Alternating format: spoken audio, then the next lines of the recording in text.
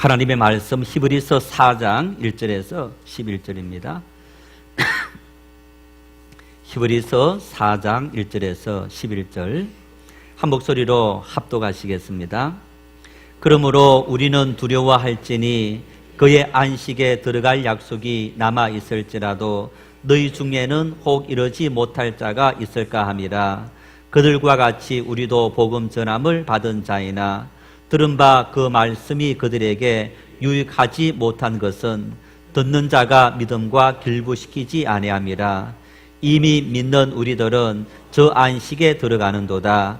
그가 말씀하신 바와 같으니 내가 노하여 맹세한 바와 같이 그들이 내 안식에 들어오지 못하리라 하셨다 하였으나 세상을 창조할 때부터 그 일이 이루어졌느니라.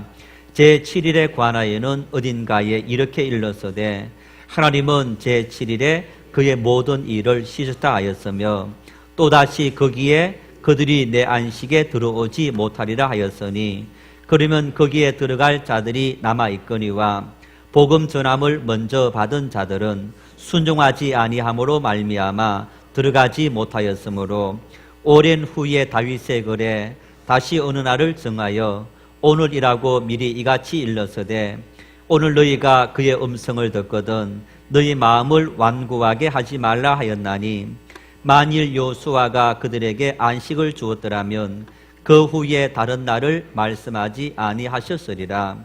그런즉 안식할 때가 하나님의 백성에게 남아있도다. 이미 그의 안식에 들어간 자는 하나님이 자기의 일을 쉬심과 같이 그도 자기의 일을 쉬느니라. 그러므로 우리가 저 안식에 들어가기를 힘쓸지니 이는 누구든지 저 순종하지 아니하는 본에 빠지지 않게 하려 함이라. 아멘. 살아가면서 이제 많이 하는 말들 있는데 우리 한국 사람을 대표하는 많이 하는 말이 있습니다. 무슨 말이죠? 네? 빨리. 오늘 교회 오시면서도 혹시 같이 올 때 빨리 준비해라고 하신 적 없습니까? 외출할 때마다 제가 집사람에게 늘 하는 말이 빨리빨리. 외국에 가서 외국 사람 만나면, 여행지에서 만나면 한국에서 온 사람이다. 그걸 알면 이 사람들이 하는 인사가 빨리빨리. 마치 빨리빨리가 안녕하세요 하는 말인 줄 아는 것 같아요. 하여튼 우리는요, 모든 일에 빨리빨리입니다. 어떤 건축을 하더라도 너무너무 빨리빨리. 음식을 먹더라도 정말 여러분 빨리 드시는 분들이 있죠. 예를 들어서 어떤 사람들이 한 15분 걸린다. 그분은 한 3분 만에 다 먹는 것 같아요. 정말 먹어도 빨리빨리. 하여튼 공부시키는 것도 빨리빨리 어릴 때부터. 이 정도로 우리는 빨리빨리 선두주자입니다. 빨리빨리 후발주자는 IT 업계에 근무하는 종사자들입니다. 유명한 빌 게이츠가 생각의 변화만큼 우리 생각의 변화만큼 이 IT 업계는 그 정도로 빨리 변해야 된다. 그래야만 살아남고 생존할 수 있다. 이 치킨 게임, 무한 경쟁에서 살아남기 위해서는 끊임없이 빨리빨리 변화해야 된다. 여러분, 그래서 오늘 이 시대는 정말 초스피드 시대입니다. 비행기도 빨리빨리, 배도 더 빨리, 자동차도 더 빨리, 기차도 더 빨리, 모든 것이 다 빨리빨리. 정말 초스피드 시대를 살아가고 있습니다. 저희 집에 컴퓨터가 2대 있는데 제가 쓰는 컴퓨터는 10년이 넘었습니다. 이제 또 한 대는 아이들이 쓰는 컴퓨터는 이제 한 2년 반 정도, 3년 정도 된 컴퓨터입니다. 2대를 비교하면요, 이제 아이들이 쓰는 컴퓨터는 자기들이 사양을 아주 좀 이렇게 고급 사양 이런 걸 해갖고 아주 빨리 켜면 거의 이렇게 쫙 오를 정도. 그런데 제 컴퓨터는 10년이 넘어서 켜면 아주 군뱅이 느린 보처럼 떠오르는 거예요. 자기들 컴퓨터에다가 제 컴퓨터 보면서 속 답답해 하는 거예요. 여러분, 컴퓨터뿐 아니라 요즘은 손에 들고 있는 이 스마트폰, 그 스마트폰을 누르면 전 세계를 한눈에 모든 것을 다 볼 수 있는 그런 초스피드 시대를 살아가고 있습니다. 자, 이렇게 모든 것이 다 빨라진 거예요. 옛날에는 직접 가서 만나서 이야기했는데 지금은 카톡 보내고 문자 보내고 또 전화로 다 연락을 취하면서 과거에 비해서 훨씬 더 편리해졌습니다. 과거에 비해서 여러분 우리가 이 초스피드 시대에 모든 것을 초스피드로 다 해결하고 나니까 훨씬 더 삶이 여유가 있어졌습니까? 여유가 없어졌습니까? 여유가 있어져야만 정상인 거예요. 그런데 여유가 더 없어진 거예요. 더 바쁘다는 거예요. 더 바쁜 거예요. 초스피드 시대의 모든 것을 스피드로 다 해결하는데도 지금은 과거에 비해서 훨씬 더 바쁜 시대를 살아가고 있어요. 아이들도 시간이 전혀 없어요. 너무너무 바쁜 그런 시대를 살아가고 있는 그런 우리들의 모습이다. 프랑스의 철학자이자 작가인 피에르 상소 교수가 지난 2000년도에 이런 책을 썼습니다. 느리게 산다는 것의 의미. 느리게 산다는 것의 의미라는 이 책에서 인간의 모든 불행은 고요한 방에 앉아 휴식할 줄 모르는 데에서 온다. 이 말을 유명한 파스칼이 했는데 이 말을 인용하면서 인간의 불행은 고요한 방에 앉아서 휴식을 취할 줄 모르는 데서 온다라는 이 말을 인용하면서 현대 문화의 가장 큰 비극이 있다면 그것은 안식의 상실이다. 반면에 현대 문화를 구원할 수 있는 방법이 있다면 그것은 안식의 회복이다. 안식을 찾아야만, 안식을 회복해야만 오늘 우리 인생의 삶의 비극에서 해방될 수 있는 그런 삶을 살아갈 수 있다. 그래서 이 책에서 그 해결적으로 느리게 살아라. 느리게 살아라.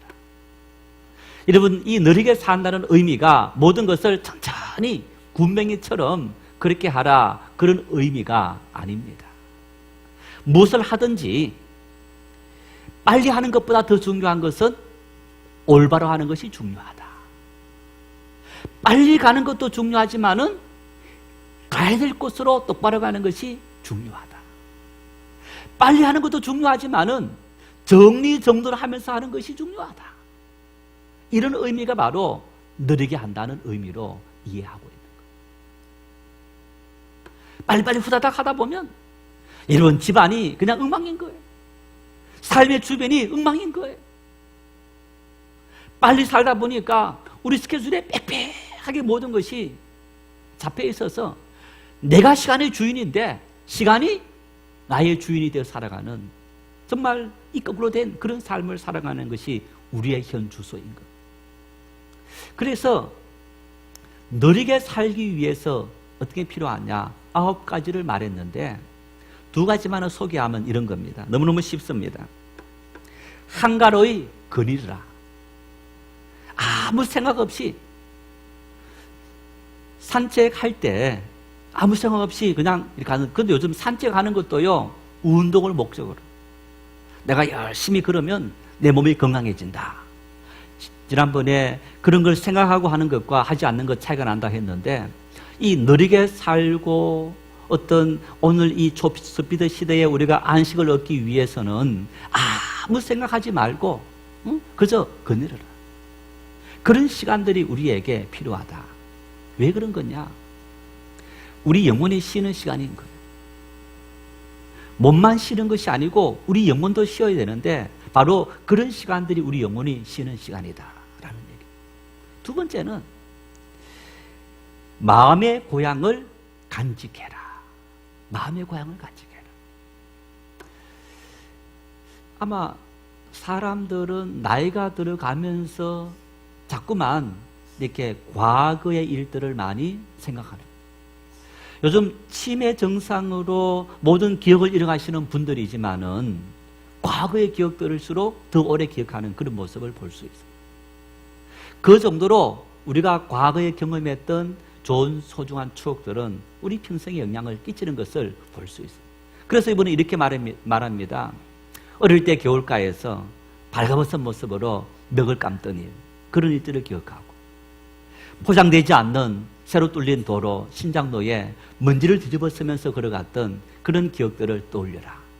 어쩌면 오늘 우리의 자녀들하고는 맞지 않는, 또 우리의 자녀들은 우리 자녀들답게 그런 어떤 기억들을 만들어 가야 되겠지만은, 어쩌면 그런 우리의 옛 추억들, 마음속에 간직된 고향의 그런 추억들, 그런 것을 간직하고 그런 것을 떠올리는 그런 시간들, 그것이 바로 우리 영혼의 안식을 얻을 수 있는 그런 방법이다, 이렇게 이야기합니다. 그래서 이 아름의 초스피드 시대에 내 영혼의, 내 마음의 휴식, 안식을 가져다 주었을 때 우리는 정말 인생의 모든 불행과 그리고 삶을 잃어버리는 이 땅 속에서 삶의 모습을 되찾고 참 인생의 행복한 삶을 살아갈 수 있는 그런 삶이 되어진다. 7월 달부터 우리나라가 이제 지금 300인 이제 이상 되는, 직원이 300 이상 되는 기업들, 그리고 또 모든 이렇게 공공기관들 주 52시간을 이제 시행한다 발표했습니다. 그러면서 시행하지 않으면 법적인 제재를 가한다 하는 것을 6개월 유예기간을 뒀는데 다 불만인 거예요. 고용주 입장에서는 이제 사람을 더 써야 되니까 월급이 더 많이 나가게 되고, 반면에 근로자 입장에서도 60시간, 70시간 일하다가 52시간 제한 받으니까 월급이 줄어드니까 불만인 거예요. 한편으로 여러분, 다시 말하면 이것은 우리나라 사람들은 지금 일에 중독되어져 있는 거예요. 일에 중독되어져 살아간다. 유럽 사람들을 보십시오. 지금 7월, 8월은 우리가 휴식의 달, 안식의 달 이렇게 하면서 휴가를 다 보내지 않습니까? 휴가를 보내면 최소한 2주, 석 주를 보내는 거예요. 여러분 휴가 며칠 보냅니까? 우리나라 직장인들 휴가 며칠 보내죠? 평균이 3일에서 4일입니다. 그러면서도 이렇게 말합니다. 휴가 때 동해안을 다니고 제주도를 다녀오고 참 포시러운 소리를 한다. 그럴 여유가 어디 있느냐. 그런데 여러분 패키지 여행을 가면서 외국 간다. 2박 3일, 3박 4일, 5박 6일 갔다 오면요, 피로만 누적되는 것을 볼 수 있습니다. 아무것도 하지 않고 그저 집에 방에 선풍기 켜놓고 뒹굴뒹굴 거려도 그게 휴식입니다. 시골 요즘 이렇게 여러분 이제 우리 50대 이상 되신 분들은 나름대로 시골들이 다 있지 않습니까? 그러면 거기 가서 아무도 없는 곳에서 혼자 같이 가족이 빈둥빈둥 거려도 그것도 큰 휴식이 되는 거예요. 돈 별로 들이지 않더니. 여러분 이 7월 8월에 내 영혼의 안식을 위해서 그런 조용한 시간, 또 그런 쉼의 시간들을 우리가 가질 수 있기를 바랍니다. 왜 싫습니까?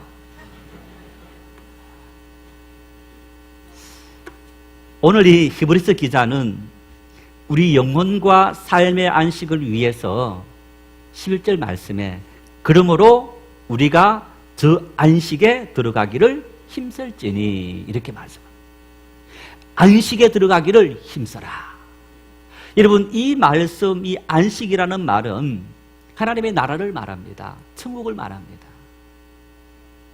문자적으로 하나님의 통치하시는 하나님의 천국, 그 하나님의 나라에 들어가기를 힘써라. 여러분 지금부터 기도하실 때마다 하나님 속히 하나님의 나라 천국에 들어가길 원합니다. 기도할 수 있기를 바랍니다.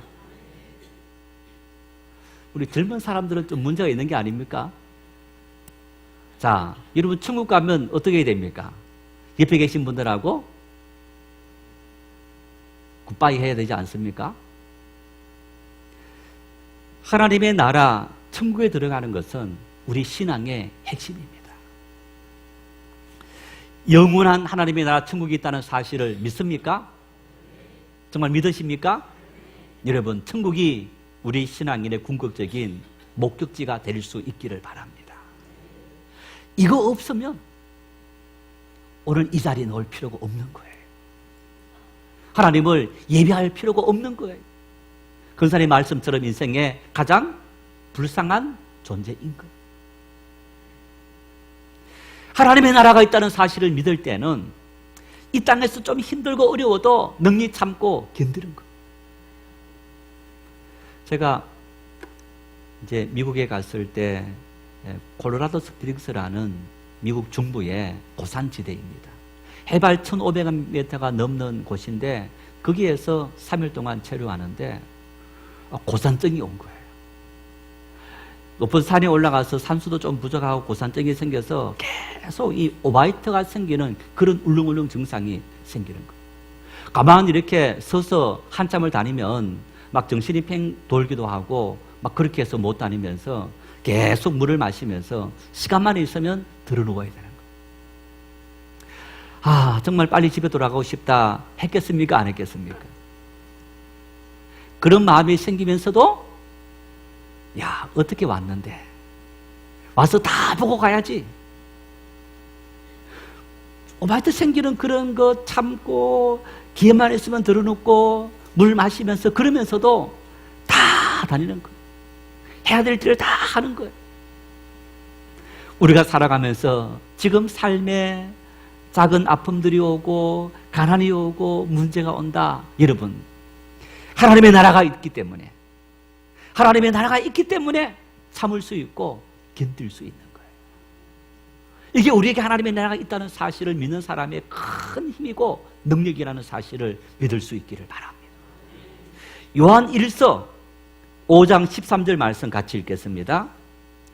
내가 하나님의 아들의 이름을 믿는 너희에게 이것을 쓰는 것은 너희로 하여금 너희에게 영생이 있음을 알게 하려 함이라. 사도 요한이 내가 이 책을 쓰는 것은, 요한 1서를 쓴 것은 너희에게 영생이 있다는 사실을 알도록 하기 위해서 이 책을 썼느니라. 여러분, 하나님께서 수많은 사도들을 통해서, 선지자 통해서 우리에게 하나님 말씀을 전해준 이유는 뭐냐? 그 말씀을 통해서 하나님이 있고, 그리고 하나님의 나라가 존재한다는 사실을 믿도록 하기 위해서 하나님은 우리에게 그 말씀을 준 겁니다. 오늘 우리 주변에 수많은 사람들을 보십시오. 어떤 사람들은 순교를 각오하고 선교하시는 많은 선교사님들을 볼 수 있습니다. 어떤 분들은 정말 하나님의 교회에 열심히 모든 시간들, 모든 자기 소유를 다 들여서 헌신하고 봉사하시는 그런 분들이 있는 거예요. 여러분, 그분들은 예수님께서 마태복음 6장에 말씀하신 것처럼 하늘 창고에 우리 보물을 쌓는 그런 믿음의 확신이 있기 때문에 그분들은 그런 삶을 살아가고 있는 것을 볼 수 있습니다. 인간은 정말 대단한 존재입니다. 정말 여러분, 우리는 대단한 존재입니다. 오늘날 이 발전된 과학 문명을 보십시오. 요즘은 수술을 어떻게 합니까? 우리 몸속에 로봇을 넣어서, 수술 로봇을 넣어서 우리 몸속에 넣어서 수술합니다. 사람이 하는 것보다 훨씬 더 간편하게, 그리고 세밀하게 수술을 할 수 있다는 거예요. 과거에 사람이, 죄송합니다, 이렇게 메스를 대어서 그러면서 해서 다 할 때는 사람의 손과 이 기구가 들어갈 수 있는 곳이 한계가 있어서 제대로 못했는데, 지금은 이렇게 옆구리 구멍을 뚫어서 로봇을 넣어갖고 아주 세밀한 수술까지 하는 그 모습을 보면 정말 인간의 기술이, 인간의 지혜가, 지식이 얼마나 뛰어난지 이루 말할 수 없는 것. 자만한 칩, 아니 여러분, 광섬유, 사람의 머리칼보다 아주 얇은 그 광섬유에 수많은 정보들이 왔다 갔다 하는 그런 엄청난 기술들이 지금 발전하면서 정말 과학 문명이 인간 이성과 인간의 지성이 얼마나 뛰어난지를 보여주고 있는 그런 모습입니다. 정말 교만할 만합니다. 사람보다 더 뛰어난 존재가 없다라고 교만하고 우리가 최고라고 교만할 만한 그런 삶을 사는 것이 맞기도 합니다. 여러분, 그런데 어제 보니까 일본에 이틀 동안 어느 한 곳에는요, 이틀 동안 내린 비가 650mm가 내렸어요. 650mm. 엄청난 물이 내렸는데 사진이 한 컷 올라왔어요. 지붕 위에 한 6, 7명의 사람들이 구조를 기다리고 올라가 있는 거예요. 다 주변에는 물이 잠겨 있는 거예요. 그러니까 그 주변에 그 집 위에는 다 물이 잠겨 있는 거예요. 그 집이 단층집인지 2층집인지 알 수는 없지만은 그 지붕, 이렇게 생긴 지붕에 사람들이 6, 7명 올라가 있는 거예요. 어쨌든 일본이 우리보다 모든 문명이 기술이 앞서 있는 나라입니다. 아마 배수시설 훨씬 더 잘 되어 있을 겁니다. 그런데 물폭탄이 내리니까 꼼짝 못하는 어쩔 수 없는 상황이 되어서 있는 거예요. 태국 북부에 있는 치앙마이에서 지금 축구 소년 12명과 코치 1명이 연습 마치고 동굴 속에 들어갔다가 그냥 비가 내려갔고 그 동굴을 이렇게 잠겨버린 거예요. 그래서 이 아이들이 죽었나 살았나 이렇게 수중 탐사팀을 넣어서 봤더니 가장 깊은 곳에 마침 이렇게 모두가 있었던 거예요. 그런데 지금 그 아이들이 먹는 그 문제 생기고 그 동굴 속에 한 지금 2주 됐는데 당장 그 아이들을 건져와야 되는데 구조해야 되는데 구조 못하고 있는 거예요. 5km 되는 그 길들을 아이들을 물속에 이렇게 해서 데려온다는 것이 너무너무 지금 거의 불가능한 일같이 위험하게 됩니다. 만일 비가 계속 내린다면 어쩔 수 없이 아이들을 구출하는 작전을 시행할 수밖에 없는데 어떤 곳은 사람이 겨우 빠져나오면서 이렇게 메고 있는 산소통도 이렇게 따로 해야 되는 그런 어떤 상황. 사람이 13명이 갇혀있다는 걸 알고 있습니다.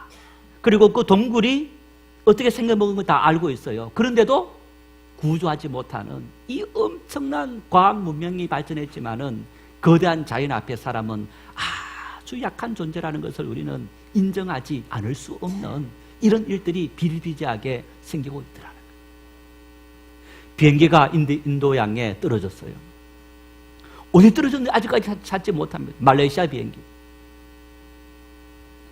우리 주변에는 정말 수많은 우주선이 하늘에서 모든 것을 다 찍어내고 그리고 감시하고 하는 이 시대에도 정말 미스터리 같던 그런 수많은 일들이 일어나는 이 현실들을 바라보면서 용암이 마그마가 막 끓으면서 그 폭발 일으키면 우리가 일으켰던 그 모든 문명이 순식간에 산상조각 나버리는 그런 한계 속에 살아가는 것이 우리 인생입니다.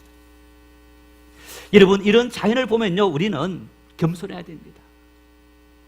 인간 최고라고 교만했던 우리 마음들을 다 내려놓고 겸손한 모습으로, 야, 우리는 우물한 개구리구나.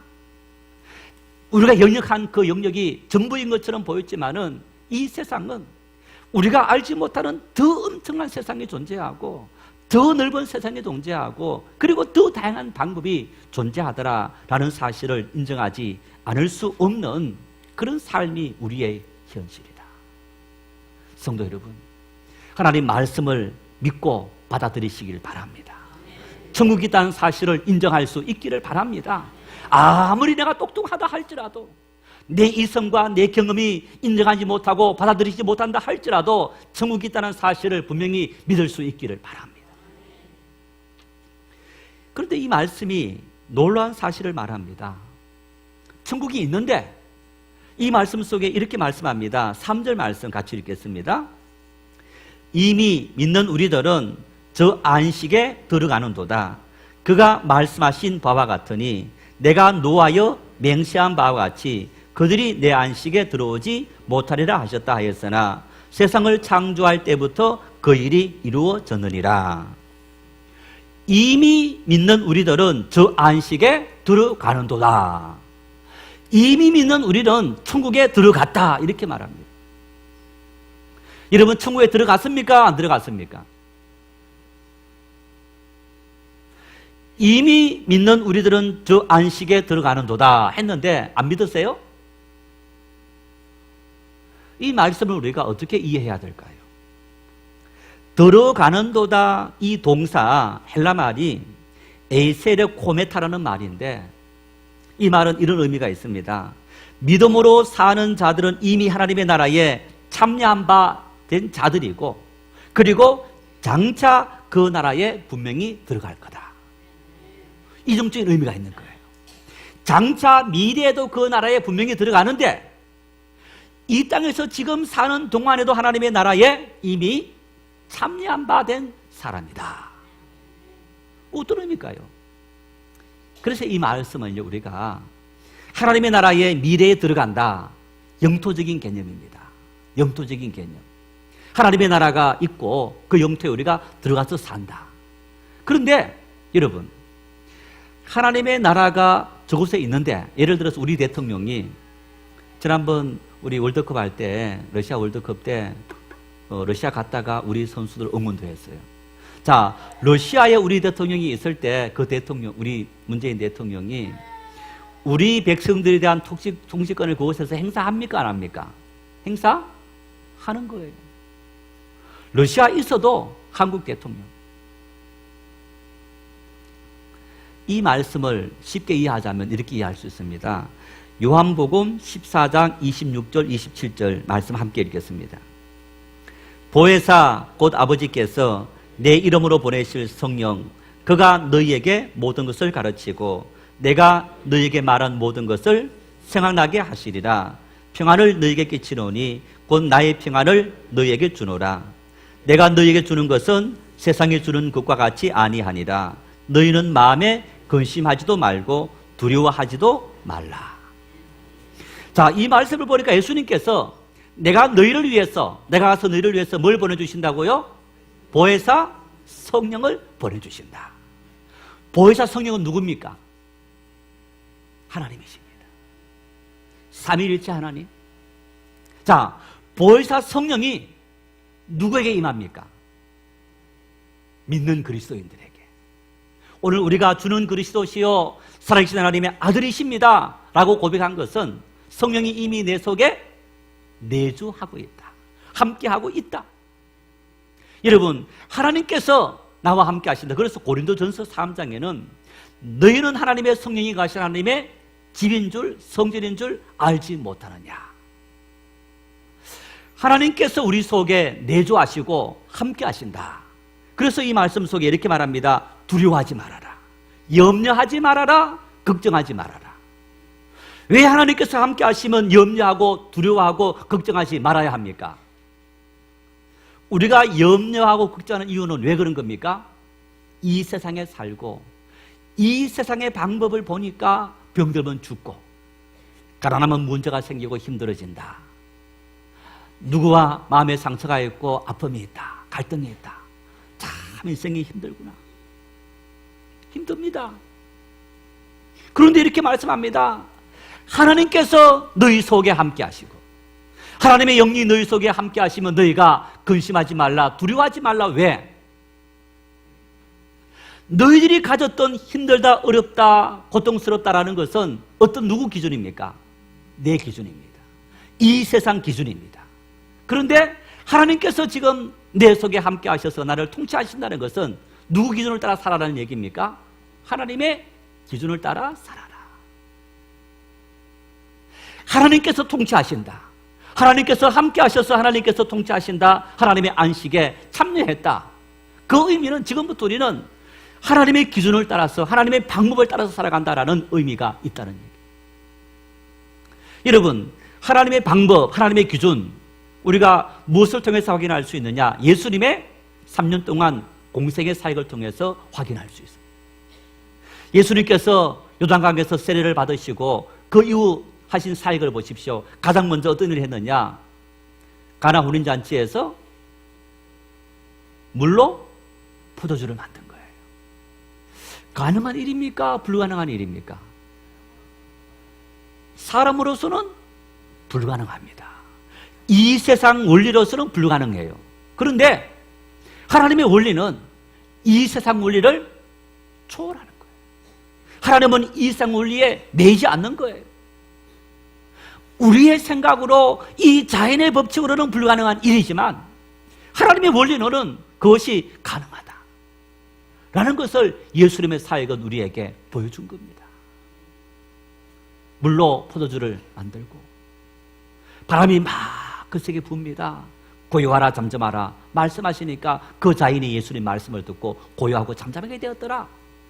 이 세상 원리는 불가능합니다. 우리 원리는 불가능한데 예수님은 세상을 창조하신 창조주 하나님이십니다. 있게도 하시고 없게도 하시고 그 모든 원리를 하나님의 뜻을 따라서 만들어 가시는 하나님, 그분이시기 때문에 이 모든 자연의 원리가 주님 말씀을 들을 수밖에 없었더라. 아멘. 주 예수여 오시옵소서.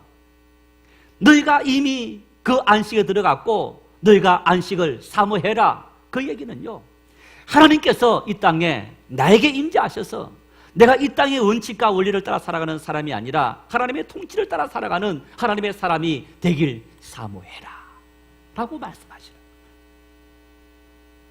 여러분, 지난주 말씀이 혹시 기억나십니까? 이스라엘 백성들이 애굽을 떠나서 출애굽했습니다. 애굽을 떠나서 출애굽하는 과정 속에 10가지 재앙을 보여줍니다. 그것은 사람의 방법으로 일어날 수 없는 그 일들을 하나님은 보여주신 거예요. 그 일들 앞에 애굽의 바로 왕이 차츰차츰 경험해 가면서 야, 이스라엘을 인도하는 저 하나님은, 저 신은 정말 대단한 분이구나 하고 항복하고 내보냅니다. 그 모든 일들을 이스라엘 백성이 목도했어요. 뿐만 아니라 홍해 바다가 갈라지고 하는 그런 엄청난 일들을 목도하면서, 그리고 앞길에 또 새로운 험한 일이 생기면 어떻게 해야 됩니까? 하나님은 하나님의 방법대로 우리와 함께 하신 하나님께서 놀라운 일을 이루실 줄 하나님 믿습니다. 맡겨야 되는 거예요. 그게 하나님의 통치를 기대하는 성도의 삶인데 이스라엘 백성은 어떻게 한 겁니까? 수용하지 못했어요. 그 이유를 그들의 마음이 완고하기 때문이다. 고집불통이라는 얘기예요. 자기들의 경험과 자기의 지식에 꽉 사로잡혀서 하나님의 능력과 하나님의 통치를 도무지 받아들일 생각조차 하지 않았다는 얘기입니다. 목사님, 이 세상은 이 세상의 통치 방법이 있고 이 세상 원리를 따라 살아가야만 성공하고 살 수 있습니다라고 하는 것과 마찬가지인 것. 여러분, 그런데 믿음의 사람들은 보십시오.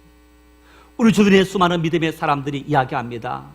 하나님의 방법을 따라 살아갔더니 하나님께서 나의 삶에 이렇게 축복하셨더라.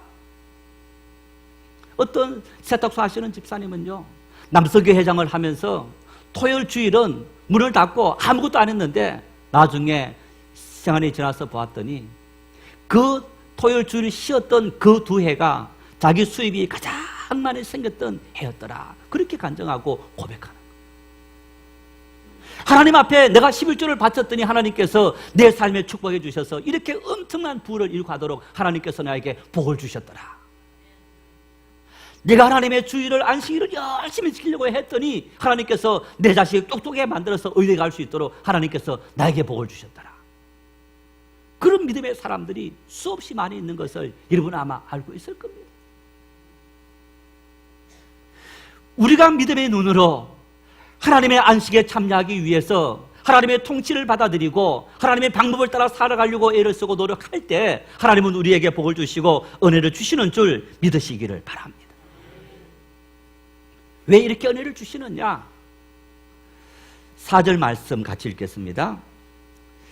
제7일에 관하여는 어딘가에 이렇게 일렀으되 하나님은 제7일에 그의 모든 일을 씻었다 하였으며. 어딘가라는 얘기는 창세기 2장 2절 3절을 의미합니다. 같이 한번 읽겠습니다.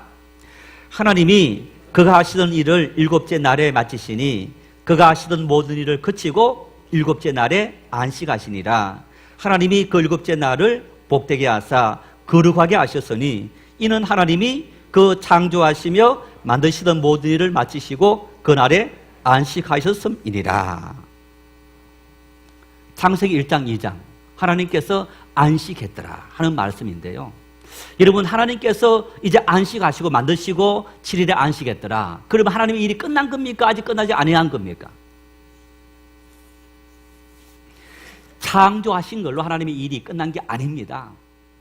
창조는 마쳤지만, 만드신 건 마쳤지만은 다스리는 일들을 하나님은 또 하셔야 되는 거예요. 그런데 왜 이 제7일 하나님께서 쉬셨나? 창세기 1장을 보면요, 6일 동안 하나님께서 천지를 창조할 때마다 꼭 이렇게 말씀합니다. 하루 다 만들어 놓고 보시기에 좋았더라. 좋았더라. 좋았더라. 좋았더라. 그 좋았더라는 말은요, 마음에 하루 한 그 일을 돌아보면서 너무너무 흡족해해서 너무너무 좋았더라. 그래서 2장에 방금 읽은 하나님께서 안식했고 쉬셨더라라는 의미는요, 하나님께서 만드신 그 일을 돌아보면서 마음이 흡족해하고 그리고 참 이렇게 이 감사하고 기뻐하고 즐거워했던 그 의미가 바로 안식의 의미다. 하나님은 우리에게 너희가 하나님의 안식에 참여해라라는 의미는 우리의 한 주간의 모든 삶은 하나님의 은혜로 에베네셀 여기까지 하나님께서 인도했습니다. 그 믿음을 고백하고 하나님 감사합니다. 이 시간을 가지라는 얘기입니다. 6일 동안 내게 일할 수 있는 건강을 주시고 시간을 주시고 환경을 주셨는데 제7일에 쉬면서 하나님 앞에 그 모든 6일 동안 인도하셨던 하나님의 능력을 감사하고 찬양하고 하나님을 기억하는, 그리고 우리 마음에 그 은혜를 즐거워하는 그 시간을 가지라. 여러분, 이 안식일이 주일이 내 시간입니까? 하나님의 시간입니까? 하나님의 시간입니다. 우리가 11조가 내 것이 아니고 하나님의 것이라고 고백했던 것처럼 이 안식일이라는 것은 6일 동안 하나님께서 내 삶에 함께 하셨고 하나님께서 복을 주셨고 내 모든 삶을 인도하실 줄 믿습니다. 그 믿음의 고백으로 하나님께 드리고 하나님의 은혜를 감사하고 찬양하고 즐거워하는 그 시간. 그래서 안식일을 지키는 것은 선택이 아니고 의무인 거예요. 하나님의 통치를 받아들이고 그 통치를 믿는다라는 믿음의 고백이기도 한 겁니다. 내 마음대로 이 시간들을 마음대로 쓰고 내가 하고 싶은 대로 하는 그 시간이 아니라 하나님을 기억해야 될 시간. 그래서 나머지 6일 동안 하나님은 우리의 삶에 살아계시고 역사하시는 주님입니다. 그 사실을 믿음으로 수행해내는 일이 바로 안식일을 지키는 일이다. 그런데 두 번째 보니까 이렇게 말합니다. 하나님께서 이 안식일에 복되게 하시고 거룩하게 하셨다. 여러분, 이 거룩하게 했다는 얘기는 구별했다는 얘기입니다. 내 백성으로 구별했다. 내 사랑을 받는, 내가 너희를 돌보는 내 백성으로 선택했다, 구별했다. 그런데 보십시오. 복되게 하시고 그들을 구별했다. 이 말씀을 잘 이해할 수 있는 말씀이 보십시오. 이스라엘 백성들이 출애굽한 이후에 광야길을 가게 되었습니다. 열흘에서 한 달이면 갈 수 있는 길을 40일 동안 걸어갔는데 여러분 어떻습니까? 40일 동안 뭘 먹었습니까? 광야길을 가면서 그들이 농사를 지었습니까? 농사 지을 수 있는 땅이 아닙니다. 곡식을 심을 수 있는 땅이 아닙니다. 물도 없어요. 단단한 돌입니다. 그걸 개간해서 해도 농사 지을 수 있는 땅이 전혀 아닌 거예요. 그런 상황 속에서 이스라엘 백성들이 40일 동안 뭘 먹었느냐? 만나를 먹은 거예요. 그런데 이런 일이 있습니다. 하나님께서 만나를 내리시면서 너희들이 한 사람당 한 호멜씩 거두라. 한 호멜 거두고 그리고 매일 한 호멜만 거두라. 마지막 6일째는 이틀분을 거두라. 그런데 욕심이 생겼어요. 자, 월요일 가서 거두는데 한 호멜만 거둔 게 아니고 많이 거뒀어요. 사놓고 먹어야지. 그래서 그날 먹고 다음날 먹을 거 사놨는데 어떤 일이 생겼습니까? 벌레가 생긴 거예요. 먹지 못하게 된 겁니다. 제7일에는 너희가 안식일이니까 지키라. 6일날 이틀분을 거두고 이틀분 거뒀어요. 혹시나 하는 마음으로 7일날 가봤어요. 있었습니까? 없었습니까? 없었어요. 6일 동안 주시는 거로 하나님은 넉넉히 채워주시고 그리고 매일매일 하나님께서 일용할 양식을 너희에게 주시리라. 무슨 얘기입니까? 하나님의 다스리심, 하나님의 통치하심, 40년 동안 이스라엘 백성을 굶기지 아니하시고 그 백성의 삶을 하나님께서 가나안 땅으로 무사히 인도하셨다. 이 땅 살아가는 인생 속에 하나님의 통치를 인정하고 하나님의 안식을 지키고 힘쓰고 하나님 앞에 우리의 모든 삶을 맡길 때 하나님은 우리의 삶을 다스리시고 우리의 삶의 모든 필요를 때를 따라 내려주신다. 그 믿음의 고백으로, 그 하나님의 역사를 인정하는 믿음의 고백으로 하나님께 지키는 것이 바로 이 안식일 주일이라는 사실입니다. 그 믿음으로 주일을 성수하고 하나님 앞에 예배하고 감사할 수 있기를 바랍니다. 하나님, 나를 통치하시고 내 삶의 주인이 되셔서 내 모든 필요를 채워주시고 내 인생을 복되게 하시고, 그리고 내 삶에 우리의 방법이 아니라 하나님의 방법으로 역사하실 그 하나님의 능력을 기대하고 하나님 앞에 우리의 모든 삶을 다 맡깁니다. 믿음이라는 것은 바로 하나님의 통치를 환영하고 하나님의 통치를 인정하고 받아들이고, 그리고 하나님 말씀 앞에 순종하는 것이 바로 믿음인 겁니다. 우리 교만함을 내려놓고 겸손히 하나님 앞에 우리의 모든 삶을 다 맡길 수 있기를 바랍니다.